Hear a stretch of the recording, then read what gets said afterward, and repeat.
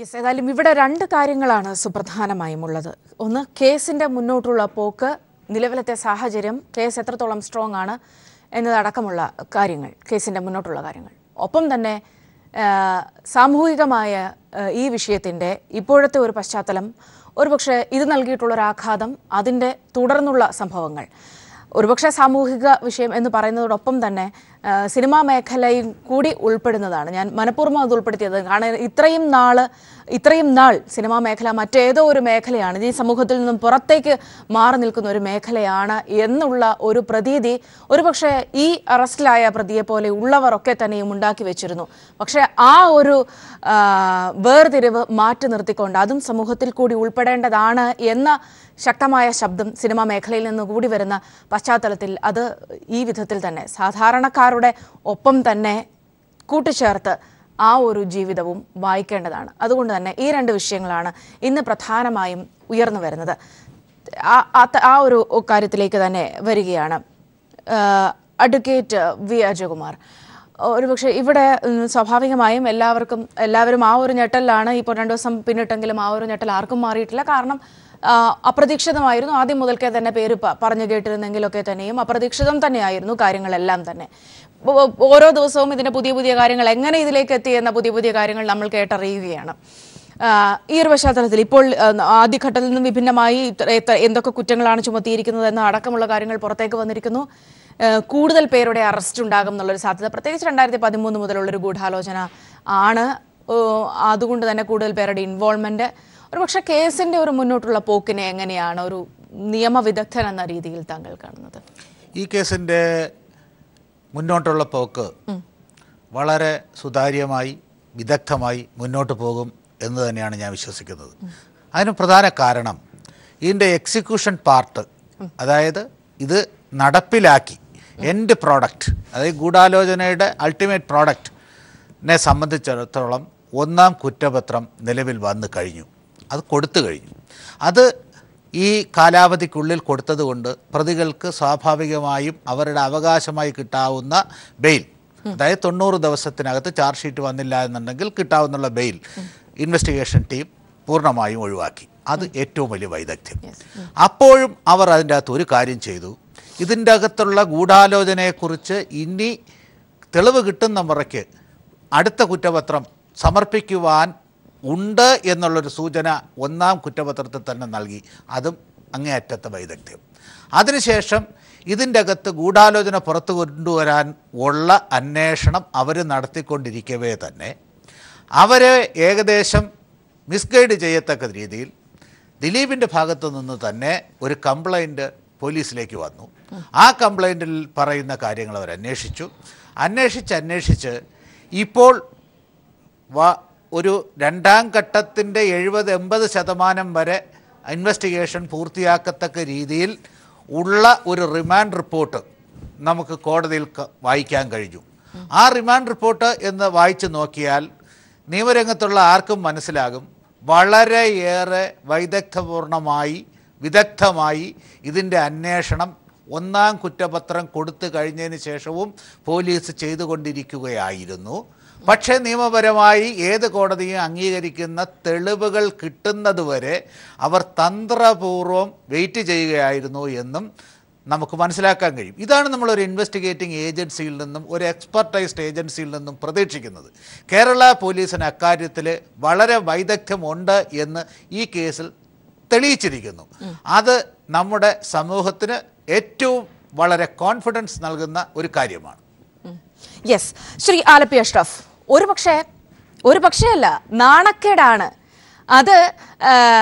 ഈ പറഞ്ഞതുപോലെ തന്നെ സിനിമാ മേഖലയോടൊപ്പം ചേർന്ന് നിൽക്കുന്ന താങ്കൾക്ക് അടക്കം ഇങ്ങനെയുള്ള വേദികളിൽ വന്ന് ഇരുന്ന് സംസാരിക്കുന്നെങ്കിൽ കൂടി ആ ഒരു വേദന എത്രത്തോളം ഉണ്ട് എന്ന് കൂടി മനസ്സിലാക്കാവുന്നതാണ്. കാരണം ഞാൻ നേരത്തെ സൂചിപ്പിച്ചതുപോലെ തന്നെ സിനിമ എന്ന് പറയുന്നത് സമൂഹത്തിൻ്റെ മറ്റേതോ ഒരു ഭാഗമാണ്, അല്ലെങ്കിൽ അങ്ങനെ മാറ്റി നിർത്തപ്പെടേണ്ട ഏതോ ഒരു ഭാഗമാണ്, അങ്ങനെ ചില ആൾക്കാരാണ് എന്ന് ചിലർ ഒരു പ്രതീതി ഉണ്ടാക്കി വെച്ചിരുന്നു. ഈ ജനപ്രിയൻ എന്നൊക്കെ പറയുമ്പോഴും ഒട്ടും ജനപ്രിയനല്ല, അല്ലെങ്കിൽ ഒട്ടും മനുഷ്യനെന്ന് പോലും വിളിക്കാനുള്ള ഒരു നിലയിൽ പോലുമുള്ള മാനസികാവസ്ഥ ഉള്ളവരല്ല ചിലരൊക്കെ എന്നുള്ളത് ഒരുപക്ഷെ ആ വിധത്തിലൊക്കെയുള്ള നാണക്കേടുകൾ കൂട്ടുന്നതാണ്. ഇവിടെ സ്വാഭാവികമായും നമ്മൾ ഇത്രയും ദിവസം പിന്നിടുമ്പോൾ ഞാൻ നേരത്തെ സൂചിപ്പിച്ച ആ ഒരു ഞെട്ടലിനപ്പുറത്തേക്ക് സിനിമാ മേഖല ഈ വിഷയം എങ്ങനെ കൈകാര്യം ചെയ്യണം എന്ന ഗൗരവതരമായ ഒരു വിഷയത്തിലേക്ക് കൂടി കടക്കേണ്ട ഒരു പശ്ചാത്തലമില്ലേ ശ്രീ ആലപ്പി അഷ്റഫ്?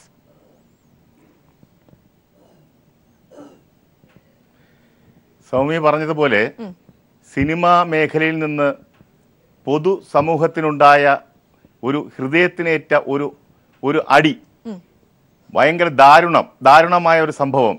അത് കേരളത്തിൻ്റെ ആ വില്ലനായ നടൻ്റെ വാക്കുകൾ കടമെടുത്താൽ ദൈവത്തിൻ്റെ സ്വന്തം നാട്ടിൽ ഇങ്ങനെ നടക്കുന്നത് അപലപനീയമാണെന്ന് അദ്ദേഹം പറഞ്ഞതുപോലെ വലിയൊരു തിരക്കഥയും വലിയൊരു സിനിമയെ വെല്ലുന്ന ഒരു ക്ലൈമാക്സിലോട്ടൊക്കെയാണ് കഥ പോയത്. എന്തൊക്കെയാണ് ആ കഥയിൽ നടന്നത്? ഒരു നായകൻ വരുന്നു, അയാൾ നിരപരാധിയാണെന്ന് പറയുന്നു, ഒരു പക്ഷം അങ്ങോട്ട് ചേരുന്നു, ഒരു പക്ഷം ഇങ്ങോട്ട് ചേരുന്നു, കൂക്കുവിളി, വെല്ലുവിളി, ഗുണ്ടായിസം, അത് ഇത് പക്ഷം പിടിക്കല്, കൂടെ നിപ്പ്, അങ്ങനെ ചെയ്യുന്നു, എന്തെല്ലാം നടത്തി ലാസ്റ്റ് ഷെർലോക്ക് ഹോംസിന്റെ കഥ പോലെ ഒരൊറ്റ ട്വിസ്റ്റ്, നായകൻ വില്ലനാണ് ഇതിനെല്ലാം കാരണം. ആ വില്ലനെ ജയിലിൽ അടച്ചു കഴിഞ്ഞു. ഇത് മലയാള സിനിമയ്ക്ക് ഒരു ഗുണപാഠമാണ് ഇവിടെ കൊടുക്കുന്നത്. ഒരു പാഠം പഠിച്ചിരിക്കുകയാണ് മലയാള സിനിമ. ഇതിന്ന് തിരുത്തലുണ്ടാവണം, 100% ഉണ്ടാവണം. അല്ലാതെ പറ്റില്ല, തിരുത്തിയില്ലെങ്കിൽ മുന്നോട്ട് പോകാൻ പറ്റില്ല. ഇപ്പൊ രമ്യ നമ്പീഷൻ പറഞ്ഞ പോലെ സ്ത്രീകൾക്കുള്ള പ്രാധാന്യം, പെണ്ണുങ്ങൾ 50% ഉൾപ്പെടുത്തണമെന്ന് പറഞ്ഞ് നിർബന്ധമായിട്ട് ചെയ്തിരിക്കണം. അത് 50% അല്ല 60% കൊടുക്കണം അവർക്ക്. അല്ലാതെ ചുമ്മാ വെച്ചിട്ട് അങ്ങനെയാണ് അവരെ അടക്കി ഭരിക്കൽ നടക്കില്ല. അവരാണ് ഇറങ്ങിയത് ഇതിന്റെ അന്വേഷണത്തിന്. എല്ലാവരും കൂടെ നിന്നപ്പോഴും അവർക്ക് നീതി കിട്ടില്ല എന്നൊരു തോന്നൽ വന്നപ്പോൾ അവർ സ്വയം സംഘടിച്ച് ആ സ്ത്രീകൾ സ്വന്തമായിട്ട് ഇറങ്ങി നേടിയെടുത്ത വിജയം കൂടിയാണിത്. ഇപ്പോഴാണ് എല്ലാവരും കരണം പറഞ്ഞത് ഇത് കണ്ടു കഴിഞ്ഞപ്പോൾ. പക്ഷെ ഞാൻ ഒരിക്കലും അവരെ ഒന്നും കുറ്റം പറയുന്നില്ല. അത്ര നല്ലൊരു അഭിനേതാവായിരുന്നു, എല്ലാവരെയും വിശ്വസിപ്പിക്കാൻ പറ്റിയ, എല്ലാവരെയും ഇട്ട് വട്ടം കറക്കാൻ പറ്റിയ ഒരു അഭിനേതാവായിരുന്നു അദ്ദേഹം. ആ കാര്യത്തിലോട്ട് പോകുന്നില്ല. പക്ഷെ ഒരു തിരുത്തല് അത്യാവശ്യമാണ്. ഇനിയും കുറച്ചു പേരുണ്ട് ഇതിനകത്ത്. ഞാൻ ഇപ്പോഴും പറയുന്നു, അവരെയൊക്കെ തിരുത്തി മുന്നോട്ട് പോകണം. വളരെ അതിൽ ജനാധിപത്യപരമായിട്ട് സംഭവം പോകണം. അഭിപ്രായം പറയാനുള്ള സ്വാതന്ത്ര്യം കൊടുക്കണം. താരാരാധന അതിനകത്തല്ല വേണ്ടത്, അത് ജനങ്ങളെ ഏറ്റെടുത്തോളും. താരാരാധനയൊക്കെ അതെല്ലാം മാറ്റിവെച്ച് പ്രത്യേകിച്ച് നമ്മുടെ സഹോദരിമാർക്ക് പൂർണ്ണ പിന്തുണയോടുകൂടി തന്നെ പോകണം. അവരെല്ലാവരും തിരുത്തപ്പെട്ടിട്ടുണ്ട്, അവർക്ക് പറ്റിയ അബദ്ധങ്ങൾ ഏറ്റു പറഞ്ഞിട്ടുണ്ട്. പക്ഷെ അതൊന്നും ഞങ്ങളാരും കാണുന്നവരാരും കുറ്റം പറയാനൊക്കത്തില്ല. അത് എന്നെപ്പോലുള്ള പഴയ ആളുകൾ ഒട്ടും പറയില്ല. കാരണം അവരെന്തെങ്കിലുമൊക്കെ പറഞ്ഞിട്ടുണ്ടെങ്കിൽ അതെല്ലാം അവർ ഇതുമാതിരി ഇത് അറിഞ്ഞുകൊണ്ട് പറയുന്നതല്ല. അത് ഇദ്ദേഹം പറഞ്ഞ് വിശ്വസിപ്പിച്ച് ആണയിട്ടും കള്ളക്കഥകൾ പറഞ്ഞും ഒരുപാട് സത്യങ്ങൾ പറഞ്ഞും എല്ലാം പറഞ്ഞ് അവരെ മനസ്സിൽ കയറ്റി വിശ്വസിപ്പിച്ചിരിക്കും. ഞാനല്ല 1000 പ്രാവശ്യം പറയുമ്പോൾ അവർ വിശ്വസിച്ചു പോകും. ചിലപ്പോൾ അതിന് കൂടാതെ അദ്ദേഹം തന്നെ ഒരു കഥയെ ഡൈവേർട്ട് ചെയ്യാനുള്ള ചില ശ്രമങ്ങളും നടത്തി. ഇതിനിടയ്ക്ക് കൂട്ടുകെട്ട് ശരിയല്ല, അവിടെ ഒക്കെ പരിശോധിക്കണം, കഥ ചിലപ്പോൾ മാറി. എന്തിന് നമ്മൾ പറയുന്നു ഇത്? അവരെ കുറ്റം പറയുന്നത് എന്തിന്? അമ്മയിലെയും ഫെഫ്കായിലെയും ആളുകളെ കുറ്റം പറയുന്നത് DGP ഇറങ്ങി വന്നിട്ട് പറയുന്നു ദിലീപിനെതിരെ തെളിവില്ലെന്ന്. ഞങ്ങളൊക്കെ അന്തം വിട്ടുപോയി. എന്ത് ചെയ്യും? ഇത് പോവുമോ കേസ്? അപ്പൊ ദിലീപാണെന്ന് പറയാൻ പലർക്കും പേടി. പക്ഷെ അപ്പോഴും ഞാൻ തുറന്നു പറഞ്ഞിട്ടുണ്ടായിരുന്നു, അയാളെ അന്വേഷണം പോയില്ലെങ്കിൽ ഞാൻ CBIക്ക് പോകുന്നവരെ പറഞ്ഞിട്ടുണ്ട്. ഇതേ ചാനലിൽ ഇത് പറഞ്ഞിട്ടുണ്ട്. പക്ഷെ നമ്മുടെ മുൻ DGP ആണ് വന്ന് പറയുന്നത്. അപ്പൊ അതിനേക്കാളും വലുതല്ലല്ലോ അതിനകത്തുള്ളവർ വിശ്വസിക്കുന്നത്. അപ്പൊ അങ്ങനെയാണ് സംഭവിച്ചിരിക്കുന്നത്. എന്തായാലും എല്ലാ തെറ്റുകളും തിരുത്തി പോകാൻ കിട്ടിയിരിക്കുന്നത് വലിയൊരു സാഹചര്യമാണ്. അതിനെ എല്ലാവരും അനുകൂലിച്ച് നിൽക്കണമെന്നാണ് എൻ്റെ അഭിപ്രായം. ഞാൻ തിരികെ എത്താം. ശ്രീ ദേവദാസിലേക്ക് ഞാൻ എത്താം. വളരെ വേഗം ഒരു ഇടവേള അനിവാര്യമായിരിക്കുകയാണ്. തിരികെ ദേവദാസിലേക്ക് വരികയാണ്. ശ്രീ ദേവദാസ്, ഒരുപക്ഷെ ഇവിടെ ശ്രീ ആലപ്പി അഷ്റഫ് ആദ്യം സൂചിപ്പിച്ചതുപോലെ തന്നെ ഒരു ഷെർലക് ഹോംസ് കഥ വായിക്കുന്ന ഒരു പ്രതീതിയാണ് ഒരുപക്ഷെ ഇന്നത്തെ ഈ ഒരു ദിവസമൊക്കെ ഈ അറസ്റ്റുമായി ബന്ധപ്പെട്ട അല്ലെങ്കിൽ ദിലീപിലേക്ക് എത്തിയ കാര്യങ്ങൾ, തുടർന്നുള്ള കാര്യങ്ങൾ, അതിലേക്ക് എങ്ങനെ അന്വേഷണ സംഘം എത്തി എന്നതടക്കമുള്ള കാര്യങ്ങളൊക്കെ തന്നെയും നമ്മൾ സൂക്ഷ്മം നിരീക്ഷിച്ചാൽ മനസ്സിലാക്കാവുന്നത്. ഒരുപക്ഷെ അവിടെ അതായിരുന്നു വേണ്ടത്. അതായത് ക്യാമറയ്ക്ക് മുന്നിൽ മാത്രം അഭിനയിക്കുന്നു എന്ന് നമ്മളൊക്കെ തെറ്റിദ്ധരിച്ച ആരാധകർക്കിടയിൽ പോലും അല്ലെങ്കിൽ ജനങ്ങൾക്കിടയിൽ പോലും ഈ ശ്രീ ആലപ്പി അഷ്റഫ് ഒക്കെ പറഞ്ഞതുപോലെ തന്നെ ഒപ്പം നിൽക്കുന്നവർക്കിടയിൽ പോലും അഭിനയിക്കാൻ, അത് വലിയ രീതിയിൽ അഭിനയിച്ചു ഫലിപ്പിക്കാൻ കഴിവുള്ള ഒരാൾ കൂടിയായിരുന്നു. അങ്ങനെ അഭിനയിക്കുന്ന ഒരാൾക്ക് മുന്നിൽ ഇതായിരുന്നു വേണ്ടത്, ഇങ്ങനെയായിരുന്നു കേസ് കൊണ്ടുപോകേണ്ടത് എന്നതിൻ്റെ ഒക്കെ ഒരു ഉദാഹരണം കൂടിയല്ലേ ഇത് ശ്രീ ദേവദാസ്?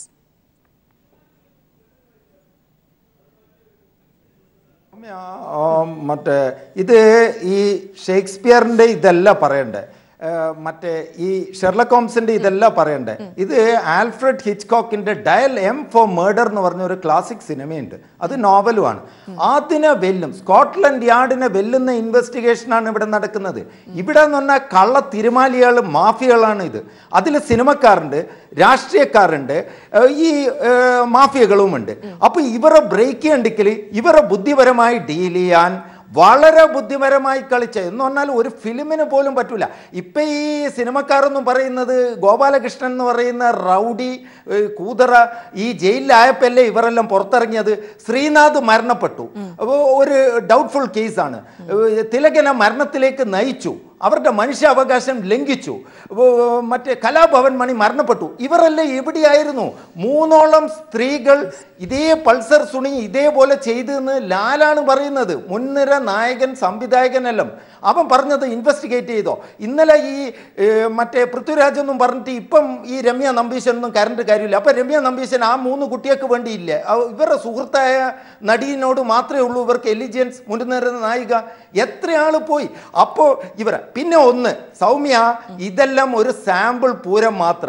എന്താ അറിയാ, ഇൻവെസ്റ്റിഗേഷൻ ഗോപാലകൃഷ്ണൻ എന്ന് പറയുന്ന റൗഡി മാഫിയനെയും പൾസർ സുനീനെയും 2 എഡ്ജിൽ പിടിച്ചു, നട്ടെല്ല് ആക്കി വെച്ചു.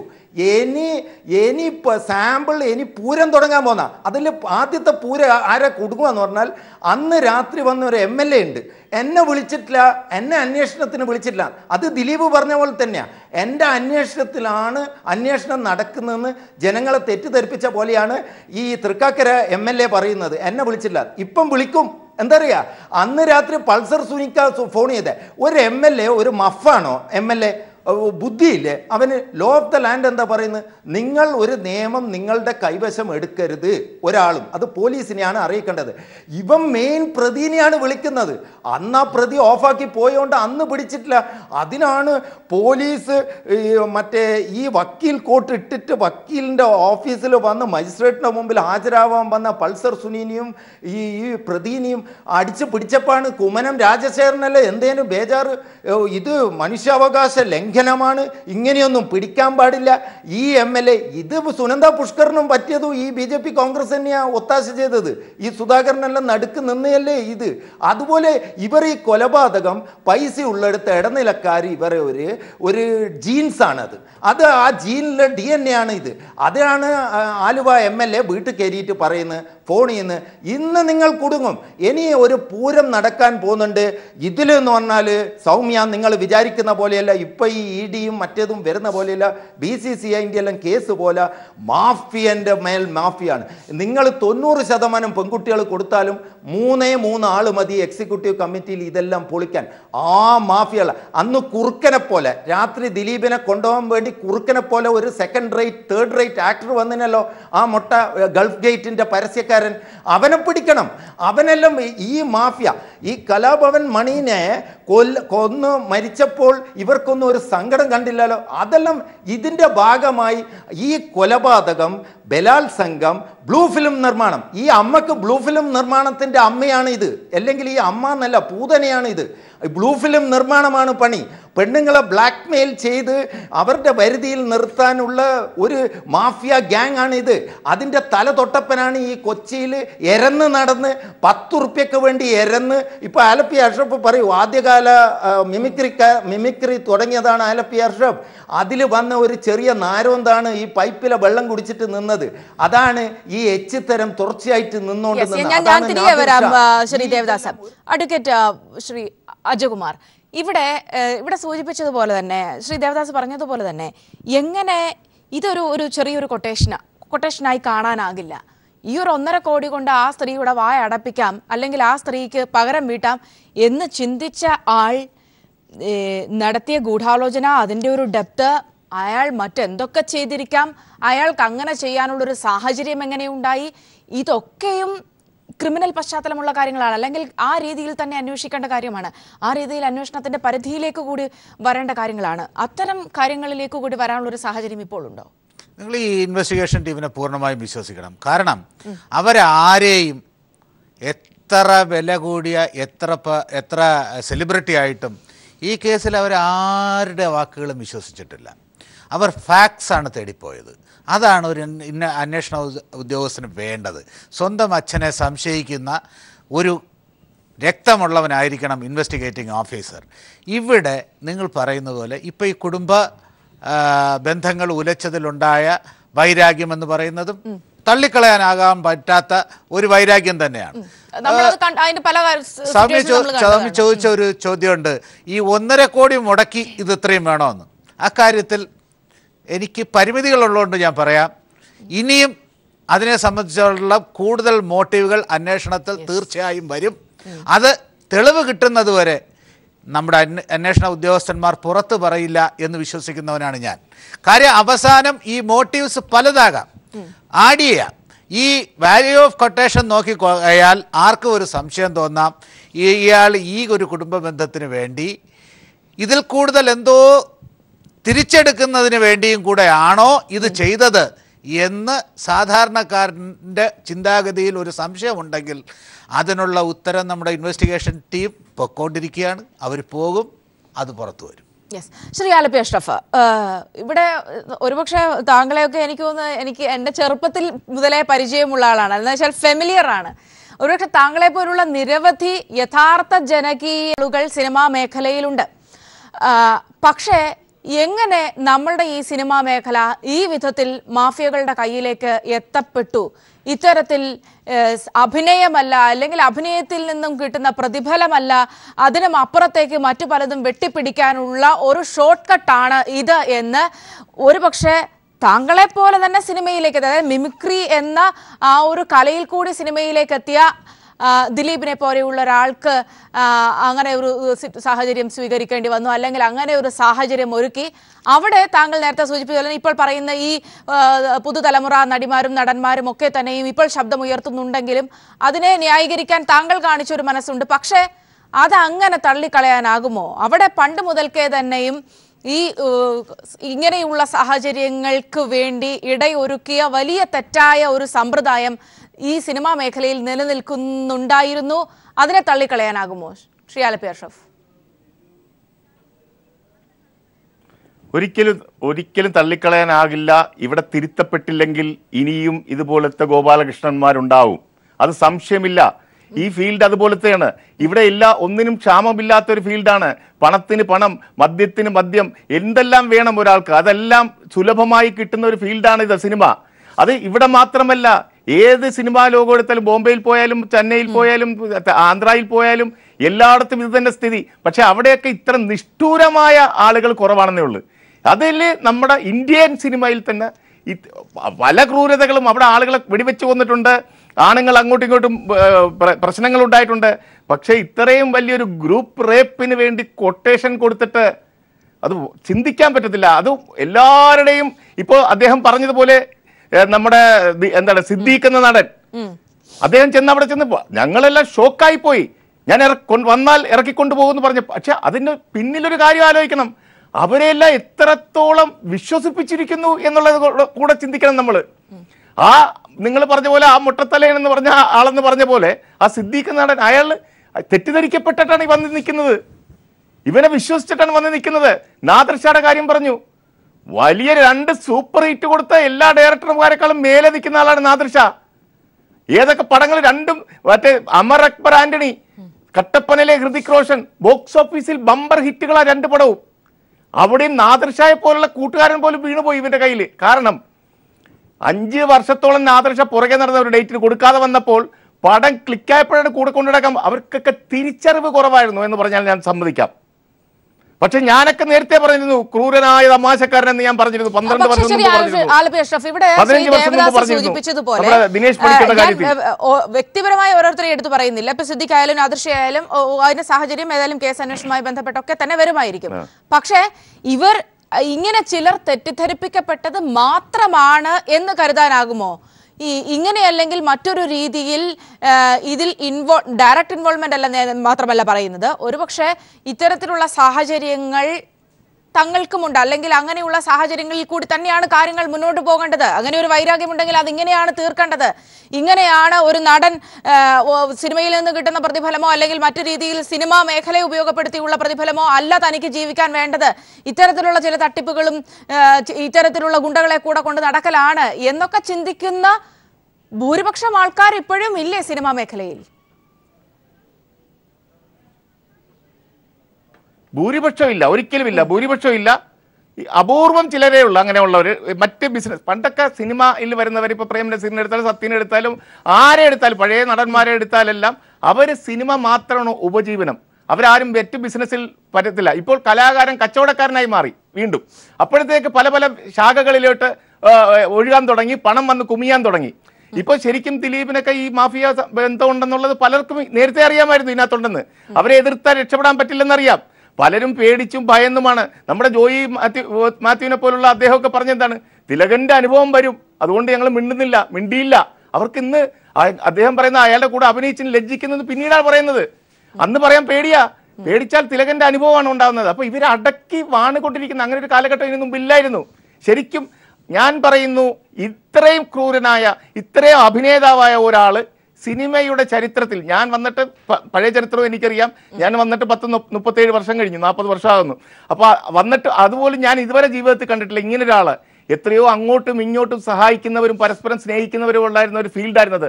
അതിനെ മാറ്റി മറിച്ച് സ്വന്തം ആളുകളെ തന്നെ ക്രൂരമായി പീഡിപ്പിക്കുക, എതിർക്കുന്നവരെ നിഷ്കാസനം ചെയ്യുക, ഇതെല്ലാം ഒരു പരിധിവരെ ഈ ഉത്തരവാദിത്തം അമ്മയ്ക്കുണ്ട്, സംശയമില്ലാത്ത കാര്യമാണ്. അവർ വെക്കങ്ങ് മാറി. ഈ നേരത്തെ പറഞ്ഞതുപോലെ കുക്കുവിളിയും കയ്യടിയും എല്ലാം കിട്ടിയപ്പോൾ അവർ കാണിച്ചപ്പോൾ അവരങ്ങ് മതിമറന്നു പോയിട്ടുണ്ട് ഒരുപാട് സന്ദർഭത്തിൽ.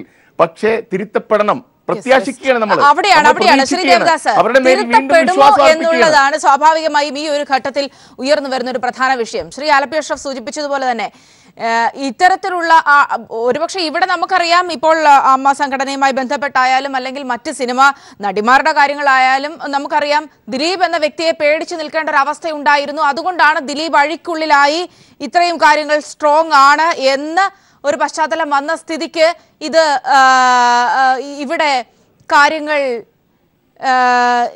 ഈ വിധത്തിലേക്ക് കൂടി എത്തിയത്. പക്ഷേ അതിനും അപ്പുറത്തേക്ക് സിനിമാ മേഖലയിൽ ഇതൊരു പാഠമാണ്, ഇതൊരു മുന്നറിയിപ്പാണ്. അതൊരു മുന്നറിയിപ്പായി ഈ ഒരു തിരുത്തൽ ഉണ്ടാകുമെന്ന് നമുക്ക് പ്രതീക്ഷിക്കാമോ?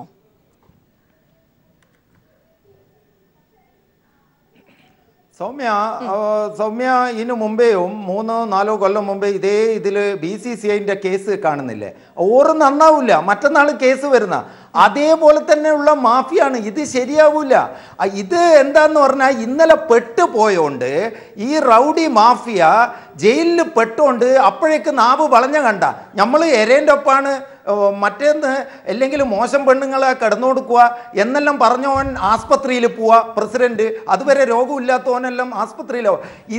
ഇതെന്തെന്നാന്ന് പറഞ്ഞാൽ root cause is cancer roots നിങ്ങൾ ചികിത്സിക്കണം. ആ റൂട്ട്സിൽ ഇവർ ചികിത്സ നടത്തുന്നില്ല. ഇവർ ആ ക്യാൻസറിൻ്റെ പുഴുത്ത് അലിഞ്ഞ് പൊട്ടിയതിനെ ബാൻഡേഡ് പ്ലാസ്റ്റർ കൊണ്ട് മറക്കാൻ നോക്കുന്നതാണ് ഇന്നലെ കണ്ടത്. അതേ ഇവർ ചെയ്യുള്ളൂ. അതുകൊണ്ടല്ലേ ഈ ഫെഫ്കി ആയാലും മറ്റേതായാലും ഗ്രൂപ്പ് എല്ലാം ഇപ്പൊ പുറത്താക്കി.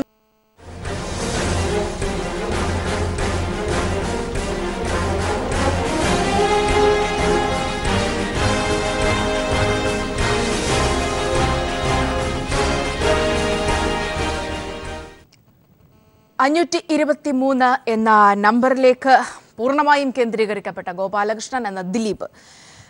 നമ്മൾ തിരികെ ചർച്ചയിലേക്ക് വരികയാണ്. ശ്രീ അജകുമാർ, ഇവിടെ സ്വാഭാവികമായും ഇനി കേസിലുള്ള ഒരു വിഷയം നേരത്തെ തന്നെ DGP വ്യക്തമാക്കിയിരുന്നു. ഇത് ഇൻവെസ്റ്റിഗേഷൻ കണ്ടിന്യൂ ചെയ്യുകയാണ്. സവർ കൂടുതൽ തെളിവുകൾ ആഡ് ഓൺ ചെയ്യപ്പെടുന്നു, കൂടുതൽ അറസ്റ്റ് അല്ലെങ്കിൽ കൂടുതൽ ഇൻവോൾവ്മെന്റ് ഇതിലേക്ക് ചേർക്കപ്പെടുന്നുണ്ട്. അങ്ങനെ കേസ് വളരെ ശക്തമായിട്ട് മുന്നോട്ട് പോവുകയാണ്. പക്ഷേ നിലവിൽ ഈ ഇപ്പോൾ ചുമത്തിയിട്ടുള്ള കുറ്റങ്ങൾ, കൂട്ടബലാത്സംഗം അടക്കമുള്ള വിഷയങ്ങൾ ചുമത്തിയിട്ടുണ്ട്. നിരവധിയായ വിഷയങ്ങൾ അതിലേക്ക് ചുമത്തിയിട്ടുണ്ട് എന്നാണ് മനസ്സിലാക്കാൻ സാധിച്ചിട്ടുള്ളത്. ഇതൊക്കെ എത്രത്തോളം സ്ട്രോങ് ആണ്? പക്ഷേ ഇവിടെ നമുക്കറിയാം എല്ലായ്പ്പോഴും കേസന്വേഷണം കൃത്യമായി നടക്കുന്നു, അല്ലെങ്കിൽ കൃത്യമായ തെളിവുകൾ ശേഖരിക്കുമെങ്കിലും സ്വാഭാവികമായും അത് കോടതിക്ക് മുന്നിലേക്ക് വരുമ്പോൾ അതിന് ആ വിധത്തിലുള്ളൊരു ക്രെഡിബിലിറ്റി ഉണ്ടാകേണ്ടതുണ്ട്, അല്ലെങ്കിൽ നിയമപരമായി കൂടി അത് വളരെ സ്ട്രോങ് ആയി നിൽക്കേണ്ടതുണ്ട്. അതിന് എത്രത്തോളം സഹായകമാണ് ഇപ്പോഴത്തെ സാഹചര്യം? ഈ തെളിവ് ശേഖരിക്കലും വിചാരണയും രണ്ട് കാര്യങ്ങളാണ്. തെളിവ് ശേഖരിക്കുന്നതിൻ്റെ ഇടയിൽ ഇൻവെസ്റ്റിഗേറ്റിംഗ് ഏജൻസിയെ അട്ടിമറിക്കുന്ന സ്വാധീനമുള്ള പ്രതികൾ പല രീതിയിലും പല കാര്യങ്ങളും ചെയ്യും. അതുപോലെ തന്നെ ഇതെല്ലാം കൂടെ കൊണ്ടുവന്ന് വിചാരണ ആരംഭിക്കുമ്പോൾ വിചാരണയിൽ വിസ്തരിക്കപ്പെടേണ്ട സാക്ഷികളിലൂടെയും ഹാജരാക്കപ്പെടേണ്ട മറ്റു തെളിവുകളിലൂടെയും അട്ടിമറി നടത്തുന്ന പ്രതികളും ഉണ്ട്. അത് നിയമപരമായി കൈകാര്യം ചെയ്യുന്ന അഭിഭാഷകരുണ്ട്, കുറച്ചൊക്കെ നിയമത്തിൻ്റെ പരിധിക്ക് മുമ്പോട്ട് പോയി ചെയ്യുന്നവരുമുണ്ട്. ഈ നിയമപരമായി ഒരു പ്രതിയെ ഡിഫെൻഡ് ചെയ്യാനുള്ള അഡ്വക്കേറ്റിൻ്റെ അവകാശം നിയമപരമായ അവകാശമാണ്, പ്രതിയുടെ അവകാശമാണ്. പക്ഷേ ഇൻവെസ്റ്റിഗേറ്റിംഗ് ഏജൻസിക്ക് ആ ഘട്ടത്തിൽ പല ലിമിറ്റേഷൻസും വരും. പുതുതായി തെളിവുകൾ കൊണ്ടുവരാൻ കാര്യം ഇതൊരു സെഷൻസ് കേസാണ്. അപ്പോൾ അവരുടേതായ എല്ലാ തെളിവുകളും വിചാരണയ്ക്ക് മുമ്പ് ഫൈനൽ റിപ്പോർട്ട് കൊടുക്കുന്നതിന് മുമ്പ് ശേഖരിക്കപ്പെടുകയും ഇതിൽ ഹാജരാക്കപ്പെടുകയും വേണം. അങ്ങനെയുള്ള അതിന് ഈ കേസിലെ റിമാൻഡ് റിപ്പോർട്ട് നിങ്ങൾ വായിച്ചു നോക്കിക്കഴിഞ്ഞാൽ അവരതിൻ്റെ പ്രാരംഭമായ പടികളിൽ വിജയിച്ചിരിക്കുന്നു എന്ന് കാണാം. ഇനി ഇതിൻ്റെ അകത്ത് അട്ടിമറിക്കപ്പെടാൻ സാധ്യതയുള്ള സാക്ഷികളെ തള്ളിക്കയറ്റുന്ന ഒരു സാഹചര്യം അതിവിദഗ്ധമായി സ്വാധീനമുള്ള പ്രതികൾ ചെയ്യും. കാരണം വിചാരണ വേളയിൽ ഇപ്പോൾ വളരെ ലോയലായി അന്വേഷണ ഉദ്യോഗസ്ഥന്മാർക്ക് ഇൻഫർമേഷൻസ് നൽകി നിൽക്കുന്നവൻ വിചാരണ വേളയിൽ മലക്കം മറിയും, അവൻ ഹോസ്റ്റൈലാകും. അങ്ങനെ വന്ന് തെളിവുകൾ നശിപ്പിക്കപ്പെട്ടു പോകും. അങ്ങനെ പല കേസുകളും നമ്മൾ കണ്ടിട്ടുണ്ട്. അതായിരിക്കാം നിങ്ങൾ ഉദ്ദേശിച്ചിട്ടുള്ളതും. പക്ഷേ അതിന് പഴുതടച്ചുള്ള ഇൻവെസ്റ്റിഗേഷൻ നമുക്ക് ഇപ്പോൾ ചെയ്തുകൊണ്ടിരിക്കുകയാണ്, അത് ചെയ്യും. അതുകൊണ്ട് തന്നെ ഈ കേസിൻ്റെ വിചാരണയിൽ വലുതായ ഒരു സ്കോപ്പ് പ്രതികൾക്ക് നൽകാൻ സാധ്യതയില്ല എന്നാണ് ഞാൻ വിചാരിക്കുന്നത്. യെസ്, ശ്രീ ആലപ്പി അഷ്റഫ്, ഇവിടെ നേരത്തെ ശ്രീ ദേവദാസ് അടക്കം സൂചിപ്പിച്ചതുപോലെ തന്നെ ഇപ്പോൾ ഈ സംഘടനകളെല്ലാം ഇങ്ങനെയൊരു വ്യക്തിയെ തള്ളിപ്പറയാൻ അയാൾ അറസ്റ്റിലാവേണ്ടി വന്നു, ഇത്രയും കാര്യങ്ങൾ പുറത്തു വരേണ്ട ഒരു സാഹചര്യം വന്നു. അവിടെ പോലും പല പുതുതലമുറയിലെ പല നടന്മാരും നടിമാരും ഒക്കെ തന്നെയും സ്ട്രോങ് ആയൊക്കെ തീരുമാനങ്ങൾ പിന്നീടെടുത്തു. പക്ഷേ അതിനുമപ്പുറത്തേക്ക് ചില വലിയ കുറ്റകരമായ ഒരു നിശബ്ദത കൂടി ഇത്തരം സംഘടനകൾ സ്വീകരിച്ചു എന്നത് നമുക്ക് തള്ളിക്കളയാനാകുമോ? നമുക്കറിയാം നേരത്തെ ഉള്ള വിഷയങ്ങളിലായാൽ തന്നെയും ഇങ്ങനെ ഒരു സംഘടനകൾ എന്നതിനപ്പുറത്തേക്ക് ഈ വിഷയമൊക്കെ എത്രത്തോളം സ്ട്രോങ് ആയി ഇത്തരം വിഷയങ്ങളിൽ മറ്റു പല കാര്യങ്ങളിലും തമ്മിൽ തല്ലുന്നതും പ്രശ്നങ്ങൾ ഉണ്ടാക്കുന്നതും ഒക്കെ നമ്മൾ കണ്ടിട്ടുണ്ട് സിനിമാ വിഷയങ്ങളിലൊക്കെ ബന്ധപ്പെട്ട്. പക്ഷേ ഇത്തരം കാര്യങ്ങളിൽ ഇവിടെയാണ് യഥാർത്ഥത്തിൽ ഇത്തരം സംഘടനകൾ പ്രവർത്തിക്കേണ്ടത് എന്നതിൻ്റെ സൂചനയാണ് ഈ ഒരു സംഭവം. ആ ഒരു വിധത്തിൽ കൂടിയാണ് അതിനെ കാണേണ്ടത്. അതുകൊണ്ട് തന്നെ ഇവിടെ നിശബ്ദമായിരുന്നവരെല്ലാം തന്നെയും ഈ ഒരു കുറ്റത്തിൻ്റെ ഒരു പഴി പേറുന്നില്ലേ? അതുകൊണ്ട് തന്നെ ഇത്തരം സംഘടനകളെ സ്വാഭാവികമായും ജനങ്ങളുടെ മുന്നിൽ അവർ മാറ്റി നിർത്തപ്പെടുന്ന അല്ലെങ്കിൽ അവർക്ക് പഴി കേൾക്കേണ്ട ഒരു അവസ്ഥയിലേക്ക് കാര്യങ്ങൾ എത്തിയില്ലേ? ശ്രീ ആലപ്പി അഷ്റഫ്. ഞാൻ അതിനെപ്പറ്റി പറയുമ്പോൾ ഞാൻ വളരെ സത്യസന്ധമായിട്ട് നിഷ്പക്ഷമായിട്ട് പറയുന്ന ഒരാളാണ്. ഇവർ ഒരുപാട് തെറ്റ് ചെയ്തിട്ടുണ്ടെങ്കിൽ തെറ്റ് ചെയ്തെന്ന് തന്നെ പറയുന്ന ആളാണ്. ആദ്യമായിട്ട് പറയട്ടെ, അന്നും ഞാൻ പറയുന്നു ദിലീപിനെ ടാർഗറ്റ് ചെയ്യണമെന്നുള്ള രീതിയിൽ പറഞ്ഞ ആളാണ്. പക്ഷേ അവർക്ക് പറയാൻ ഒരു തെളിവ് കിട്ടാതെ ഒരു സംഘടനയുടെ മേളിലിരുന്ന് പറയാൻ പറ്റില്ല. അവിടെ പറ്റിയ പിഴവ് എന്ന് പറയുന്ന അമ്മയ്ക്ക് പറ്റിയ ഏറ്റവും വലിയ പിഴവ് ആ കുട്ടിയോട് ഒരു ഇത് അതിൻ്റെ ദുഃഖത്തോട് ചേർന്ന് ഒരു പ്രമേയം പാസ്സാക്കിയിരുന്നെങ്കിൽ അവിടെ പ്രശ്നം തീർന്നില്ല. പക്ഷേ വേറൊരു കാര്യം നിങ്ങൾ ആലോചിക്കണം, ഈ ഓരോരുത്തരും പറയുമ്പോൾ ഇപ്പൊ മുകേഷ് ആയാലും ഗണേഷ് ആയാലും ഇന്നസെന്റ് ആയാലും എല്ലാവരും പറയുമ്പോൾ ഒരു കാര്യം പറയുന്നത് നിങ്ങൾ മറക്കരുത്, അന്വേഷണം അതിൻ്റെ ശരിയായ ദിശയിൽ പോകുന്നുണ്ട്. ഫെഫ്കായിലും പറഞ്ഞു അന്വേഷണം നടന്നുകൊണ്ടിരിക്കുകയാണ്, അത് ശരിയായ ദിശയിൽ പോകുന്നുണ്ട്. ഇവനാണെങ്കിൽ വീഴുമെന്ന് അവർക്കറിയാം. ദിലീപ് ഇല്ല എന്ന് എത്ര വിശ്വസിപ്പിച്ചാലും ആണെങ്കിൽ വീഴും എന്ന് പറഞ്ഞതാണ്. ഏത് അവരുടെ വർത്താനം അവർ പറയുന്ന വാചകങ്ങൾ എടുത്തു നോക്കിയാൽ അവസാനം പറഞ്ഞിട്ടുണ്ട് അന്വേഷണം അതിൻ്റെ ശരിയായ ദിശയിലാണ് പോയത്. അപ്പോൾ ആ അന്വേഷണം ശരിയായ ദിശയിൽ പോയത് കൊണ്ട് ഇത് ഇങ്ങനെ വന്ന് ഭവിച്ചു. പിന്നെ ഇത്തരം കോലാഹലങ്ങൾ, ഇത്രയും വലിയ പ്രശ്നങ്ങളും സൊസൈറ്റിയിൽ ഉണ്ടാകുമ്പം ഇതുപോലെ അബദ്ധങ്ങളും പ്രശ്നങ്ങളൊക്കെ ഒരുപാടുണ്ടാവും. അതെല്ലാം പരിഹരിച്ച് നമ്മുടെ പോലീസും നമ്മുടെ ഗവൺമെന്റും എല്ലാം കണ്ടുപിടിച്ച് കഴിഞ്ഞില്ലേ? എല്ലാവരും പറഞ്ഞ് ഇതങ്ങ് ഇറങ്ങി. DGP, ഞാൻ നേരത്തെ പറഞ്ഞ പോലെ DGP വന്ന് പറയുന്നു തെളിവില്ലെന്ന്. ഇതിനപ്പുറത്തൊരാളുണ്ട് കേരളത്തിൽ. ഈ ക്രമസമാധാന നിലയുടെ DGP ആണ് പറയുന്നത് ദിലീപിനെതിരെ തെളിവില്ല. ജനം അന്തം വിട്ടുപോയി. പോയെന്ന് തന്നെ വിചാരിച്ചു. കേസ് കൊണ്ടുവന്ന് അടുത്ത DGP വരുന്നു, അന്വേഷണത്തിന് ആൾ വരുന്നു, അതേപോലെ കൊണ്ടുവരുന്നു, പിടിച്ചകത്തിട്ടില്ലേ? ഇപ്പോഴെന്താ പറയാനുള്ളത്? അവിടാണ്. അപ്പൊ അത് തെറ്റും കുറ്റങ്ങളൊക്കെ ഉണ്ടായിട്ടുണ്ട്, ഇല്ല എന്ന് പറയാനൊക്കത്തില്ല. തിരുത്തപ്പെടണം. തിരുത്താൻ അവർക്ക് അവസരം കൊടുക്കൂ. തിരുത്തപ്പെടണം. ഇതേ പറയുന്നുള്ളൂ. ഇവരാരും എനിക്കറിയാവുന്ന വെച്ചിട്ട് ഈ മേലിരിക്കുന്ന ആൾക്കാരും മോശക്കാരല്ല. അവർക്കൊക്കെ മനുഷ്യ സ്നേഹവും ഇതെല്ലാം ഉള്ളവരാണ്. അവർ ആർട്ടിസ്റ്റായി പോയെന്ന് പറഞ്ഞാൽ അത് പറയാൻ പറ്റുമോ? അവർക്ക് ചില അബദ്ധങ്ങൾ പറ്റിയിട്ടുണ്ട്, ഇല്ല എന്നൊന്നും ഒരിക്കലും പറയാൻ ഒക്കത്തില്ല. ഇനി വരേണ്ടത് ഈ സ്ത്രീകൾക്ക് കൂടുതൽ പ്രാധാന്യം കൊടുത്ത് രമ്യ നമ്പീഷൻ പറഞ്ഞ പോലെ തന്നെ ചെയ്യണമെന്ന് പറയുന്ന അഭിപ്രായക്കാരനാണ് ഞാൻ. 50-ന് 60% എടുക്കണം. ഇന്നസെന്റ് പറഞ്ഞ അന്ന് മിടുക്കികളുണ്ട് വരട്ടെ, കടന്നു വരണമല്ലോ. ഒരുപാട് മിടുക്കികളുണ്ട് ഇതിനകത്ത്. അവർ കടന്നു വരുന്ന ഇനി അവർക്ക് ധൈര്യമായിട്ട് പറയാലോ അഭിപ്രായം. ഇതോടുകൂടി എല്ലാം മാറി മറിഞ്ഞില്ലേ മൊത്തം? യെസ്, ശ്രീ ദേവദാസ്, ഒരുപക്ഷെ നമുക്കറിയാം, നമ്മളെപ്പോഴും പല നാഷണൽ വിഷയങ്ങളിൽ, ഇത്തരം വിഷയങ്ങളിലൊക്കെ സംസാരിക്കുമ്പോൾ നമുക്കറിയാം നമ്മൾ ചെന്ന് നിൽക്കുന്നത് ഈ ഒരു മാഫിയ ബന്ധം, അണ്ടർവേൾഡ്, ബോളിവുഡ്, ഇതൊക്കെ ഇങ്ങനെ കണക്റ്റഡ് ആണ്. ഒരു മാല പോലെ കോർക്കപ്പെട്ട സംഭവങ്ങളാണ്. ബോളിവുഡിനെ എങ്ങനെ യൂസ് ചെയ്യുന്നു? ഇപ്പോൾ ഒടുവിൽ ഒരുപക്ഷെ താങ്കൾ സംസാരിക്കുന്നതിൽ ഏറ്റവും കൂടുതൽ വേർഡ് യൂസ് ചെയ്യുന്നത് ആ ഒരു വിഷയത്തിലേക്ക് വരുമ്പോൾ IPL അടക്കം എങ്ങനെ ഈ പണം വെളുപ്പിക്കാനുള്ള സാഹചര്യമായി ഇതിനെയൊക്കെ ഉപയോഗിക്കുന്നു, അല്ലെങ്കിൽ എങ്ങനെ ഈ മേഖലകളിൽ എങ്ങനെ ആൾക്കാരുടെ ഇടയിൽ അല്ലെങ്കിൽ എങ്ങനെ ഉന്നതരുടെ ഇടയിലൊക്കെ തന്നെ പിടിമുറുക്കി നിർത്തുന്നു, അതിനൊക്കെയുള്ളൊരു സാഹചര്യം ഒരിക്കൽ കൂടിയായിരുന്നു ഈ ബോളിവുഡ് എന്ന് പറയുന്നത്.